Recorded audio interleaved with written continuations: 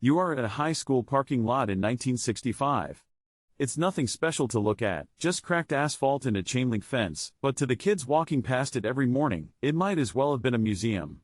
Because parked in those spaces wasn't just transportation. It was identity. It was ambition.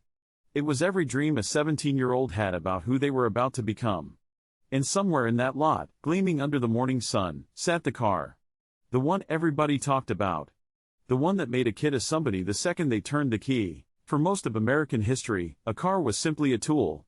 It got you from one place to another, and that was the whole story.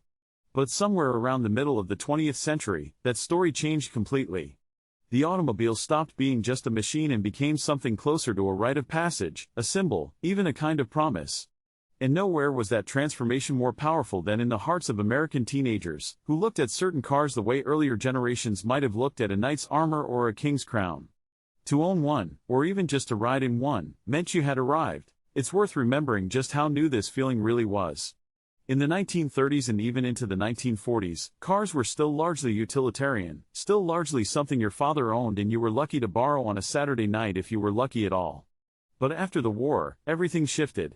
Factories that had been building tanks and bombers turned their attention back to the American driveway, and what came out of those factories in the 1950s was nothing short of rolling sculpture. Chrome bumpers stretched like jewelry across the front end. Tail fins swept up and back, borrowed straight from the fighter jets that had just won a war. Two-tone paint jobs turned ordinary sedans into something that looked like it belonged in a showroom window, not a driveway. And for a teenager standing on the sidewalk watching one roll by, that car wasn't just a Chevrolet or a Ford. It was the future, wrapped in steel and rolling right past their front door. By the late 50s, the car had fully merged with the American teenage identity. Drive-in restaurants and drive-in movie theaters weren't just built for cars, they were built around them, because a car had become the only private space a teenager could truly call their own. No parents in the front seat, no curfew clock on the wall, just an engine, a radio dial, and the open road stretching out toward whatever the weekend might bring. A car meant freedom in the most literal sense. It meant you could leave. And for a generation that had grown up under the watchful eye of parents who remembered the Depression and the war, that freedom was intoxicating. Then came the 1960s, and with it, an entirely new category of automobile that seemed built specifically to set a teenager's heart racing. This was the era when a modest, everyday car company decided to build something different, something with a long hood, a short trunk, and an engine that sounded like a promise. It debuted at the World's Fair in 1964, and it sold so fast that dealers could barely keep it on their lots. Suddenly there was a brand new phrase in the American vocabulary, the pony car.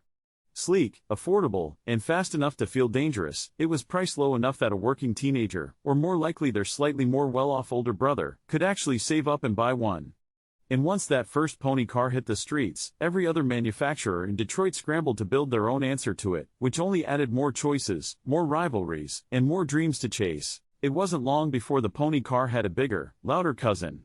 Detroit's engineers realized that if you took a modest family car and dropped in the biggest engine you could physically fit under the hood, you got something that could outrun almost anything else on the road.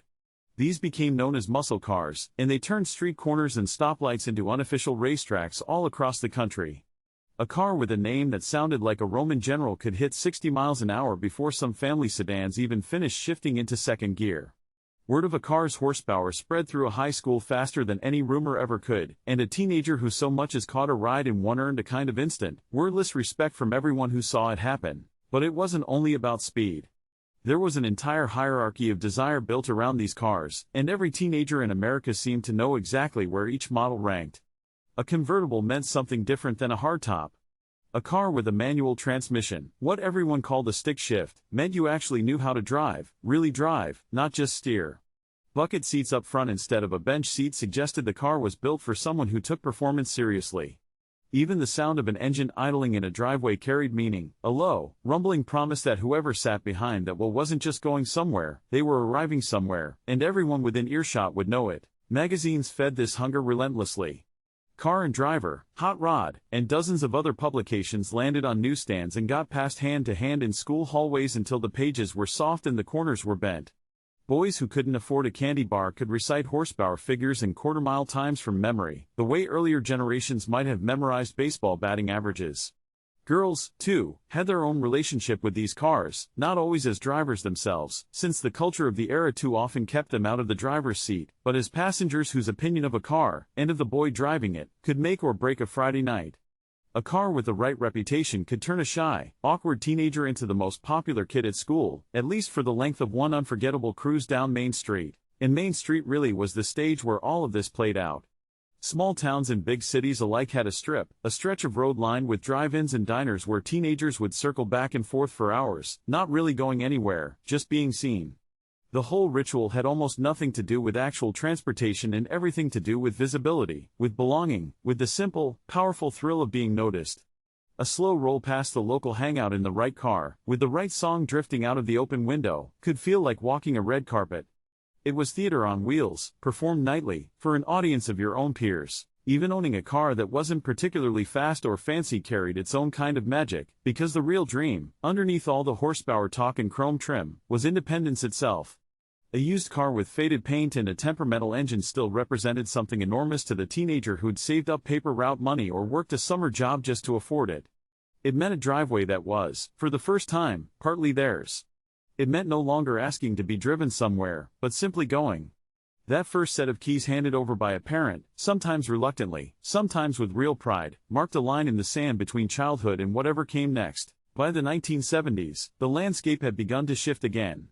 Rising fuel prices and new government regulations meant the raw horsepower of the previous decade started to fade, and cars got smaller, lighter, and a little less thunderous under the hood. But the dream itself never really disappeared. It simply reshaped itself around whatever new models rolled off the assembly lines, because the underlying hunger, the need for freedom, identity, and a little bit of glamour, was never really about the specific make or model in the first place. It was about what that car represented the moment a teenager slid behind the wheel for the very first time. Looking back now, decades later, it's easy to see these cars as more than machines. They were rolling symbols of an entire generation's coming of age, tangible proof that childhood was ending and something bigger, faster, and more independent was just up ahead. The chrome may have dulled with time, and most of those parking lots have long since been repaved, but ask anyone who came of age in that era about their first car, or the one they desperately wished had been theirs, and watch how quickly their eyes light up. Because some dreams, it turns out, never really go out of style. They just get parked somewhere safe in memory, polished and gleaming, exactly the way they looked on that one perfect Friday night so many years ago.